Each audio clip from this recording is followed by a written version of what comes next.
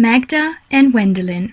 Wendelin likes playing in the living room best of all, because there's a glass door there, and if you want to, you can be out on the patio in 1 second. From the patio, Wendelin has a good view of everything that's going on in the yard. And in the spring, when the sun reappears, he watches the big cherry tree as it gets ready to bear fruit once again. Do you know what color cherry blossoms are? Wendelin loves cherries. At the other end of the yard, there is a wooden fence that separates Wendelin's yard from the next yard over. The house that belongs to that yard has been empty for years, ever since the family that used to live there moved to Belgium. But today, the empty house is coming back to life.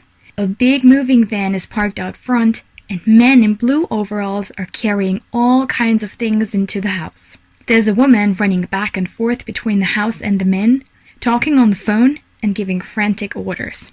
Wendelin leans against the fence and watches. The yard looks old, he thinks to himself. And the house too. An old yard can be mysterious. But an old house? That's just spooky. It's a good thing somebody's finally moving into it. Then, all of a sudden, a window opens up, and a girl looks out and waves at Wendelin. "Do you live here?" she asks. "Yeah," is all Wendelin manages to say. "Great, I'm Magda," she says with another wave of her hand. "My mom and I are going to live here now." "What about your dad?" Wendelin hears himself asking. "I don't have a dad," answers Magda, matter-of-factly. "How old are you?" Her question surprises Wendelin. That's exactly what he wanted to ask. "I'm 8.5. How about you?"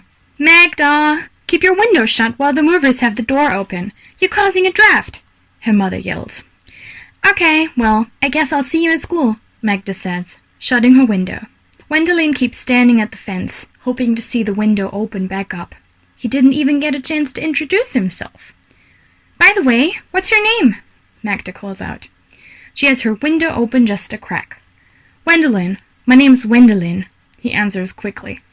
"Okay, nice name," says Magda, and shuts the window. Nice name? What does she mean by nice? Wendelin wonders, but it seems as though his new neighbor has now disappeared into the house for good. "How come Magda doesn't have a dad?"